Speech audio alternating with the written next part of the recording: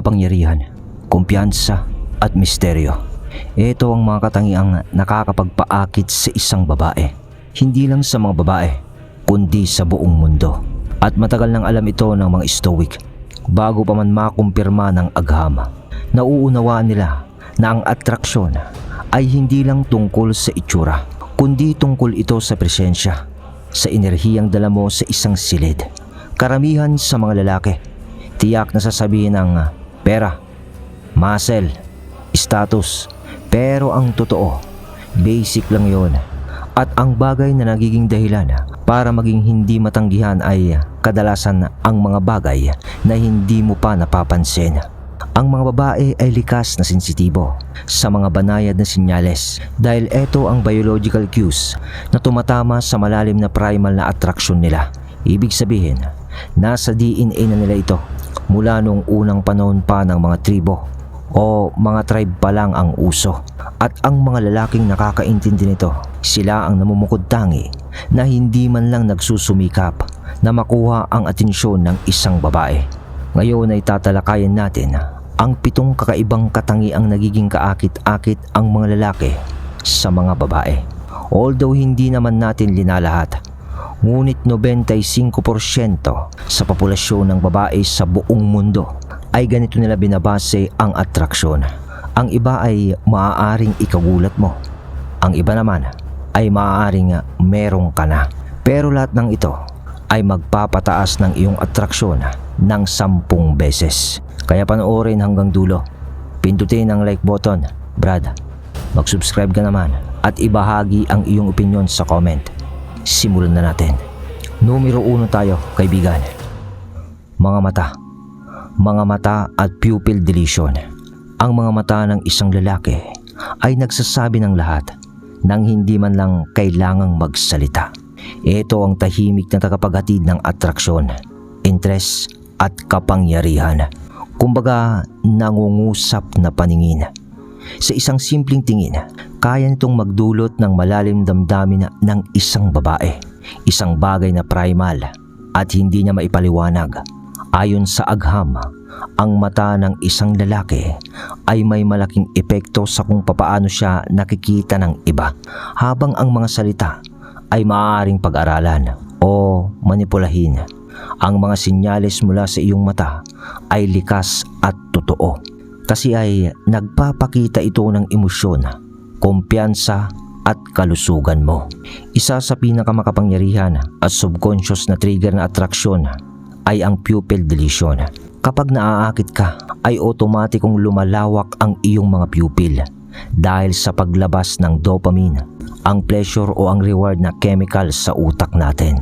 Kapag napansin ito ng isang babae, kahit hindi niya ito namamalayan, prinoproseso ito ng kanyang utak bilang sinyalis ng atraksyon na madalas ay nagdudulot ng pagkagusto niya. Hindi mo pa napansin na mas romantiko ang mga dim light na mga lugar tulad ng ginagawa ng iba na candlelight dinners. Ang mas mababang liwanag kasi ay natural na nagpapalawak ng pupil na nagpapaganda ng impresyon sa isa't isa. Pero hindi lang naman ito tungkol sa pupil dilation. Mahalaga rin ang kalinawan at liwanag ng mga mata. Ang mapula, pagod o naninilaw na mga mata ay nagpapadala ng sinyalis ng stress, pagod o mahinang kalusugan. Samantalang ang malinaw at maliwanag na mga mata ay nagpapahiwatig ng enerhiya, alertness at maayos na kalusugan. Mga katangian ito ng isang high value man kung tawagin para mapanatili ang magandang kondisyon ng iyong mga mata. Uminom ng sapat na tubig, magpahinga ng maayos, bawasan ang paggamit ng screen at gumamit ng eye drop kung kinakailangan. Isa pang aspeto ng atraksyon ay ang tinatawag na limbal ring effect. Ang madilim na gilid sa paligid ng iris ang mas malinaw at matibay na limbal ring na nag-uugnay sa kabataan at genetic fitness mo. Ayon sa pag-aaral, mas naaakit ang mga tao, lalo na ang kababaihan, sa mga lalaking may malinaw na limbal ring. At bukod sa pisikal na aspeto, mahalaga rin ang eye contact. Ang malakas at matatag na eye contact ay nagpapakita ng kumpiyansa at paninindigan. Kapag tumingin ka sa isang babae, huwag agad alisin ang tingin mo. Panghawakan ito ng konti, yung bang sandali lang. Tapos ay iparamdam mo ang lalim at lakas ng iyong presensya. Dahil ang iyong mga mata ay higit pa sa bintana ng iyong kaluluwa. Ito ang bintana ng iyong kapangyarihan. Nagpapakita ito ng lakas, sigla at kumpiyansa bago ka pa magsalita, kaibigan. Kapag natutunan mong gamitin ang kapangyarihan ng iyong mga mata, nagiging hindi malilimutan ang impresyon ng iba o ng mga babae sa iyo. Sa numero 2 tayo, kaibigan. Ang matigas na muka at seryosong ekspresyon. Hindi ibig sabihin nito, Brad, na tigas ng muka na makapalang muka, ha? Yung tipong stoic, yung seryoso. Pakinggan mo to. Maraming beses mo na sigurong narinig ang payong ito. Ngumiti ka ng mas madalas para maging approachable ka. Pero ang totoo, mali. Mali ang payong ito kung nais mong magmukhang kaakit-akit o makapangyarihan at lalaki sa tunay na diwa. Ayon sa mga pag-aaral, ang mga lalaking may seryoso at kontroladong ekspresyon ay mas nakikita bilang dominante, kumpiyansa at misteryoso kumpara sa mga lalaking palangiti. Bakit kamo? Dahil ang isang mukhang kontrolado at hindi madaling basahin ay nagpapakita ng kapangyarihan. Ito'y nagpapakita ng antas ng kumpiyansa na kaagad kang pinag-iiba mula sa karaniwang lalaki na laging nagpapakita ng sobrang kasiyahan para magustuhan lang ng iba. Isipin mo ang mga pinakakilalang maskuladong personalidad sa kasaysayan o pop culture. Si Clint Eastwood na may matalim na titig, si James Dean na puno ng intensity, o si Christian Bale na malamig at kalkulado. Hindi sila naglalakad na may malapad na ngiti na para bang naghahanap ng atensyon. Ang kanilang tahimik na lakas ang nagiging dahilan para magmukhang kapansin-pansin sila dahil hindi nila kailangang humingi ng pansin ng iba.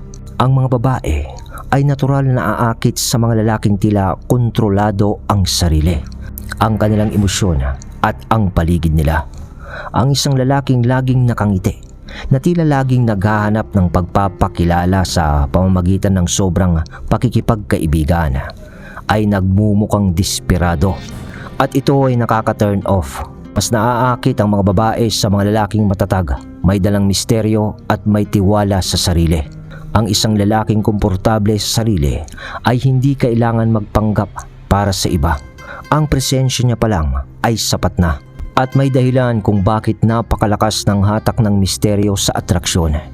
Hindi naaakit ang mga babae sa lalaking agad na nilalahad ang lahat ng nararamdaman nila. Mas naaakit sila sa lalaking hindi nalulubos mawari ang may lalim at mga patong na personalidad na nag-uudyok sa kanila na gustuhin itong kilalanin ng mas malalim. Ang isang seryoso at kontroladong ekspresyon ay nagdudulot ng misteryo.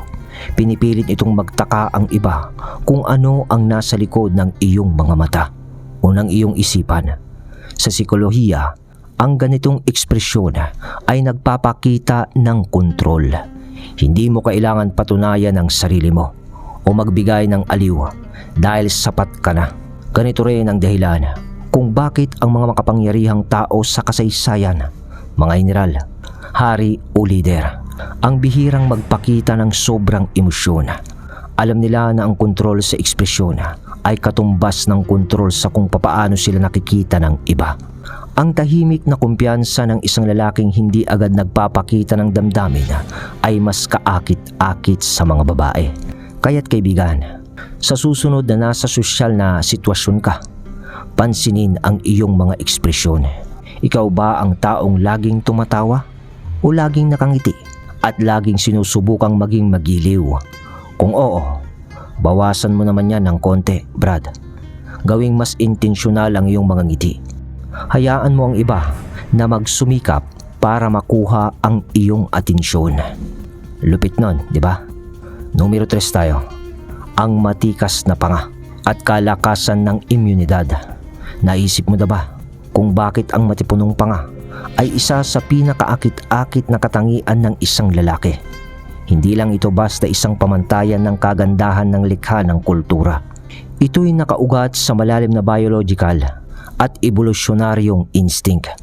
Ang mga kababaihan ay natural na naaakit sa mga lalaking may malinaw at matikas na panga dahil ito'y nagpapahiwatig ng higit pa sa kagwapuhan nila.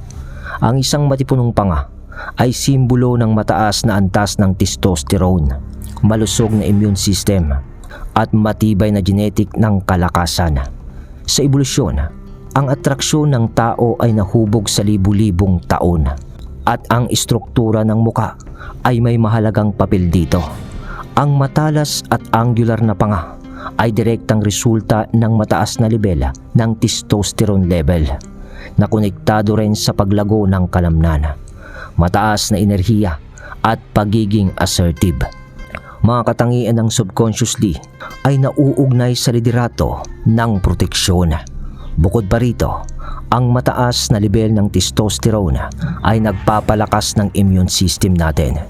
Ibig sabihin, ang isang lalaking may malinaw na panga ay mas malamang na hindi dapuan ng malubhang sakit o kahinaan na makakabawas sa kakayahang mabuhay.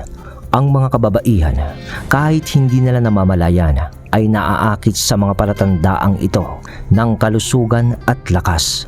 Dahil noong unang panahon, ang pagpili ng isang matibay at malusog na kapareha ay nagdaragdag ng tsansa na makapagluwal ng malalakas at malulusog na supling. Yun, kaibigan. Pinapatunayan ito ng agham ng maraming beses ng taon. Ayon sa mga pag-aaral, ang mga lalaking may masculine na katangian ng muka, kabilang ang matipunong panga, ay mas itinuturing na kaakit-akit. Lalo na kapag ang kababaihan ay nasa pinaka-fertile na yugto ng kanilang buwan ng dalaw. Sa yugtong ito ng ovulation, ang katawan ng babae ay naghahanap ng pinakamalakas na genetic material upang masigurado ang malusog na supling.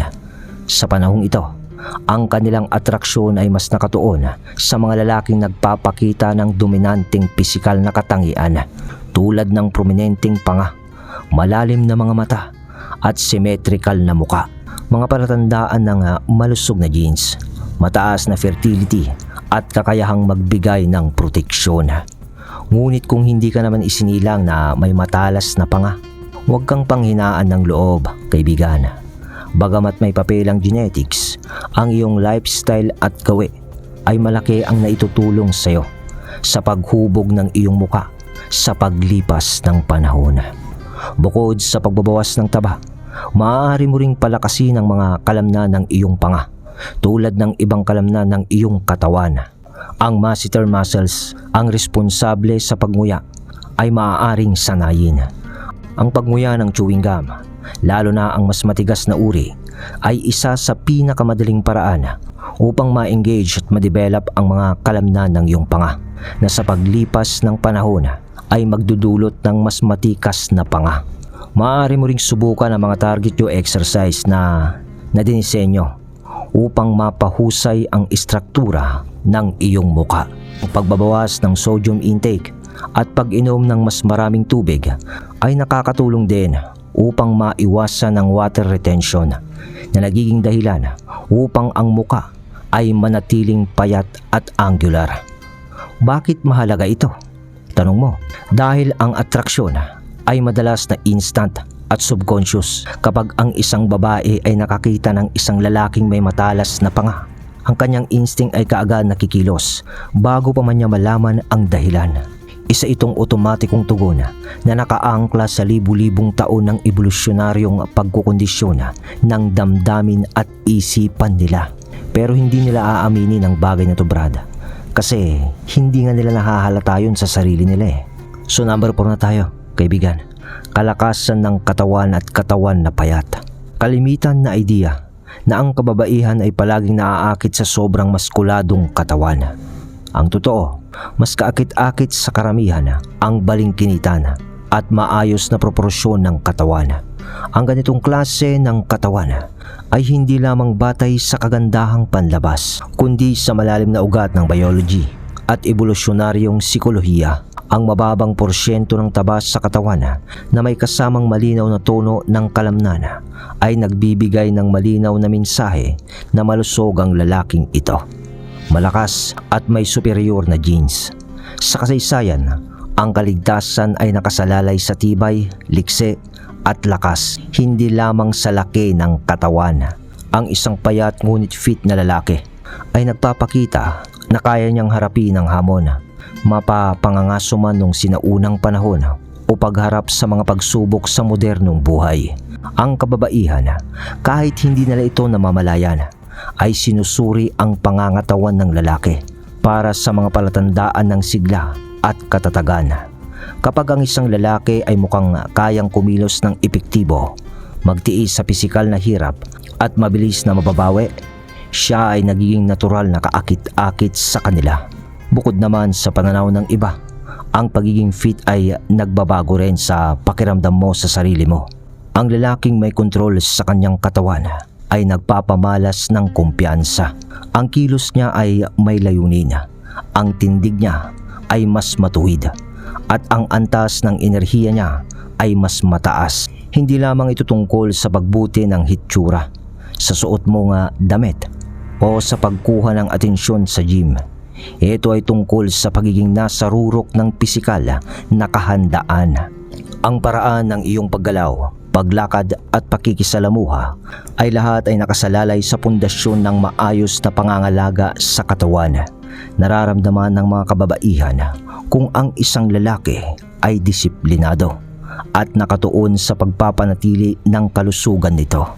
Ang delikasyong ito ay sumasalamin din sa iba pang aspeto ng buhay na nagpapakita ng isang layunin at determinado. Ang maayos na kondisyon ng katawan ay hindi lamang nagpapakita ng pisikal na kakayahan mo. Ito ay sumasalamin ng tibay ng isip, ang pagtitiis sa matinding ehersisyo, pagpapanatili ng tamang pagkain, at tuloy-tuloy na pagsusumikap sa buhay na mag-improve ay mga palatandaan ng katatagan at pagpipigil sa sarili na talagang kaakit-akit sa kanila. Higit pa rito, ang mga benepisyo ng fitness ay lagpas sa simpleng atraksyon lamang.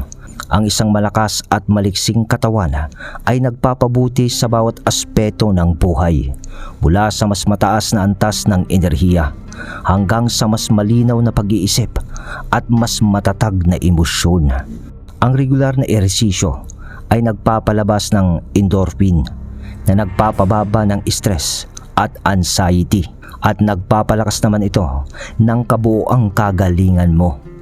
Ang isang lalaking nag-aalaga sa kanyang katawan ay hindi lamang pisikal na kaakit-akit, kundi balanse rin sa kaisipan at emosyon.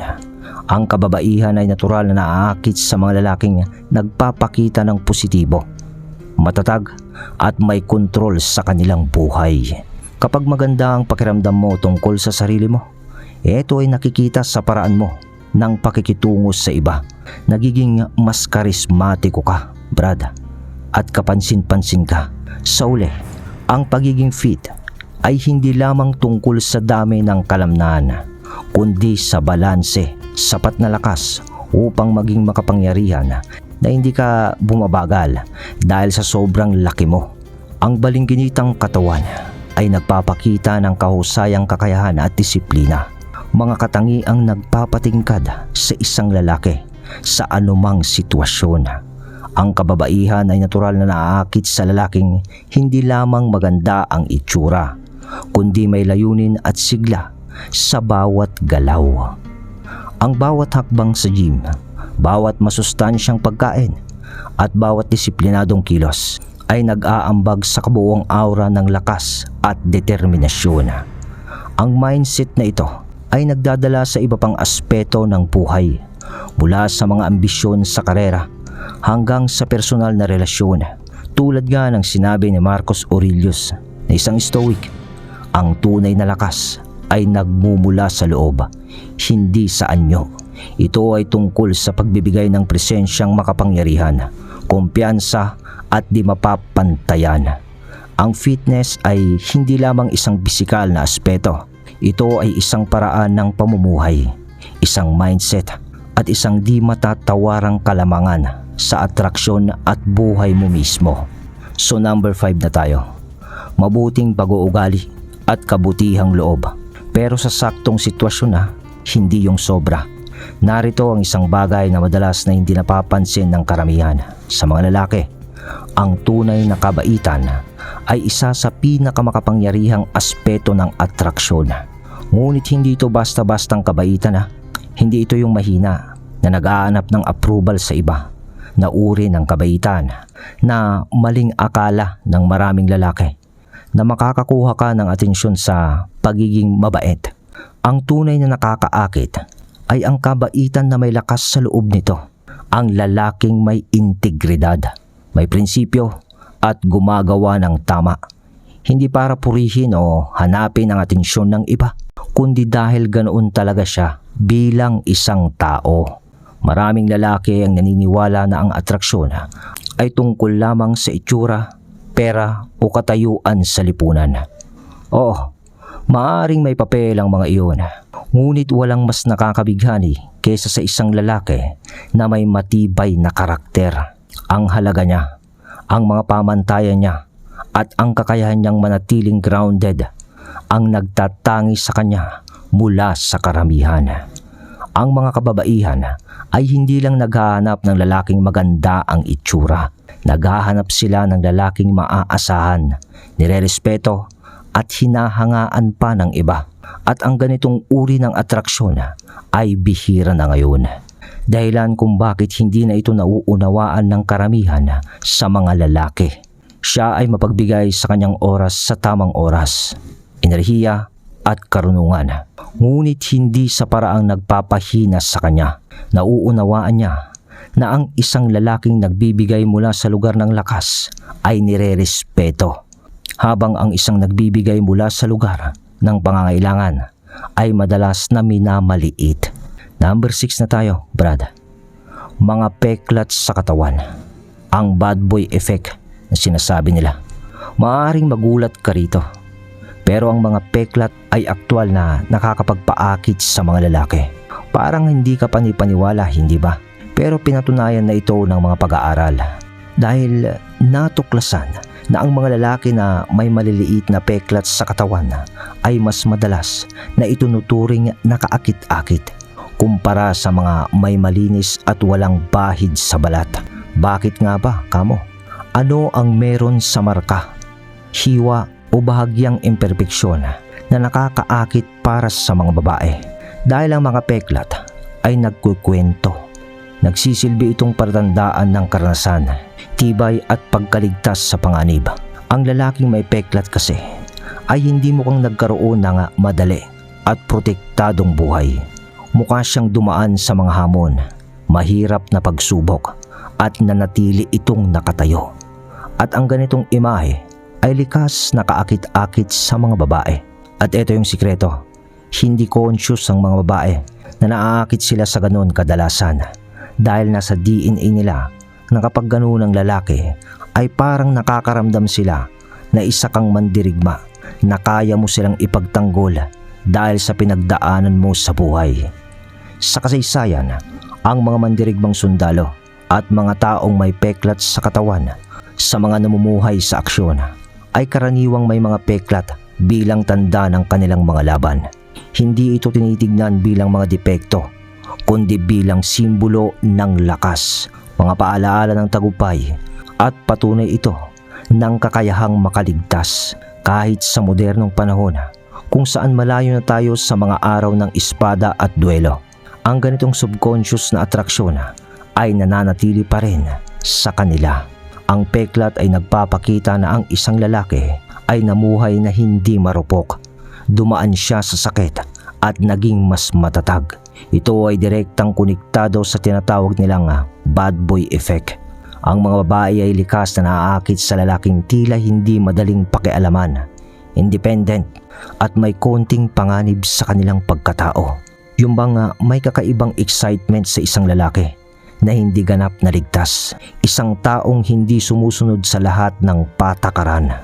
Pero ang totoong bad boy energy ay nagmumula sa kumpiyansa at misteryo. at isang hangin ng kasarinlan. Ang ganitong lalaki ay hindi kailanman magpapakitang gilas gamit ang walang laman na yabang o peke na katapangan.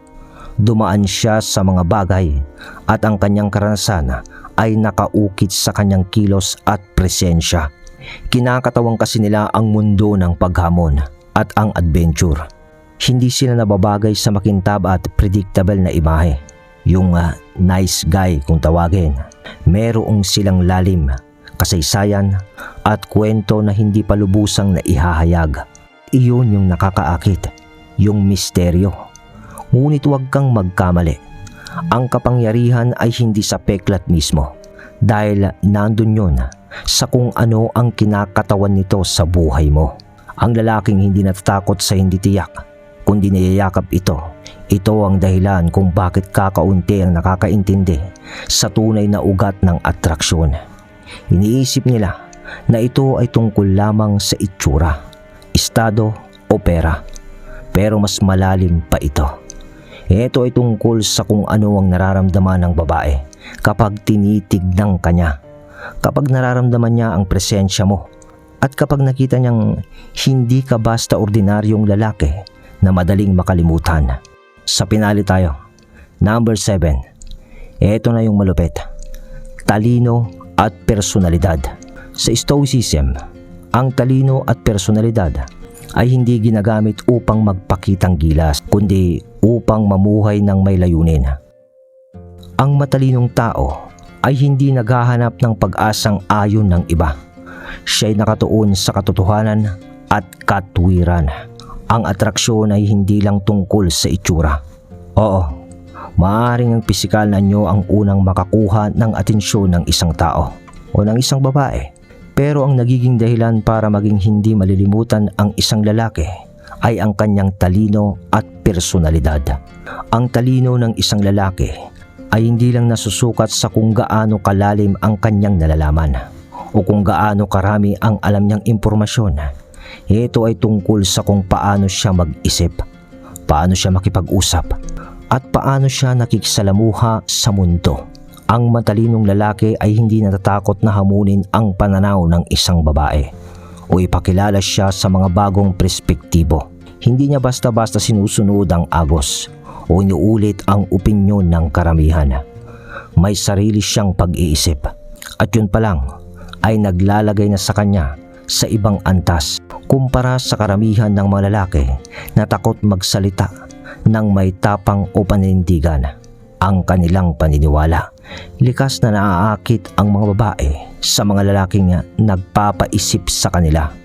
Ito'y nagbibigay ng stimuli sa kanilang isipan. Nagtatanong siya ng mga nakaka-interest na tanong at hindi rin siya natatakot sa mga debate. Basta ito'y respetado at hamon sa kaisipan. Ang ganitong uri ng intelektual na koneksyon ay bihira. Pero kapag natagpuan ito ng isang babae, ito'y nakakabighani para sa kanila. At narito ang humor. Isa sa pinakamalaking attraction trigger na umiiral, ang lalaking kayang magpatawa sa isang babae. Yun agad ay nagiging mas kaakit-akit sa kanyang paningin.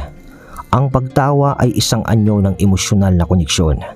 Sabi nga nila, laughter is the best medicine. Isang paraan para mabawasan ang tensyon at isang sinyales ng mataas na talino. May humor ka nga eh. Pero ang pinakamahusay na humor ay hindi pilit. Ito'y natural, kusang lumalabas na lang at binibigkas ng may kumpiyansa. Hindi lang tumatawa ang mga babae sa biro. Tumatawa din sila sa pananaw ng lalaki sa mundo. Pero ang humor lang ay hindi sapat. Ang tunay na kaakit-akit na lalaki ay may elemento rin ng unpredictability. Palagi niyang pinasasabik ang isang babae. Hindi sa pamamagitan ng paglalaro ng isip, kundi dahil sa kanyang natural na dinamismo at excitement. Hindi kailanman alam ng babae kung ano ang susunod niyang sasabihin, kung ano ang ikukwento niya, o kung paano siya tutugon sa isang sitwasyon. Ang mga lalaking predictable ay nakakaboring, pero ang isang lalaki na may kaunting misteryo ay natural na kumukuha ng atensyon. Isipin mo, Bakit may ilang lalaki, kahit hindi naman sila conventional attractive, ay tila effortless na kinukuha ang atensyon ng mga babae dahil dala nila ang bihirang kombinasyon ng lalim, kumpiyansa at layunin. Hindi nila kailangang magpahanga, hindi rin nila kailangan magkunwari. Nariyan sila at sapat na iyon para makuha ang interest ng iba.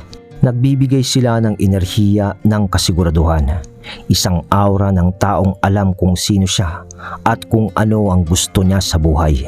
Ito ang dahilan kung bakit may mga lalaki, kahit wala silang modelong itsura o sobrang yaman, ay naguutos ng respeto at paghanga. Ang lalaking may talino o humor at unpredictability ay hindi lang kaakit-akit. Siya ay hindi rin malilimutan at ang atraksyon nga ay hindi tungkol sa paghabol. Ito'y tungkol sa pagiging ikaw. At ang mga lalaking nakakakabisado nito ay hindi na nila kailangang magmakaawa para sa atensyon ng pagmamahal. Paano, kaibigan? Hanggang dito na lang. Sana ay may natutunan kang muli sa lesson na to. Ako si Mark, ang inyong narrator. Salamat.